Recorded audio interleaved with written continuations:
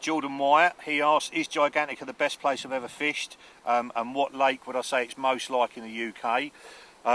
I've fished so many places, to be honest, mate, that it's very difficult to say what is the best lake I've ever fished.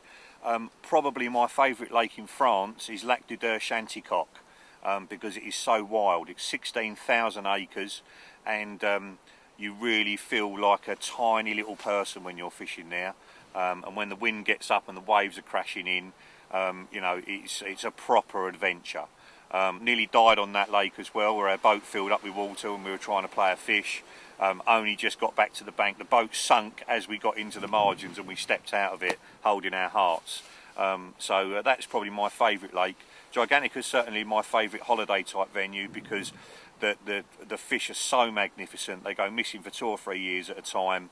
And I sort of treat it like having a syndicate lake in another country now, because I go 4 or 5 times a year and there are certain fish that I would absolutely love to catch. So does it remind me of anywhere back home? Yeah, I fished a lake called Mercer's Park in Surrey, which is very, very similar. Similar size, 35 acres, very, very deep like Gigantica is, with big heads of fish. And when they turn up on you and they're all showing, you're pacing about behind the rods waiting for it to go.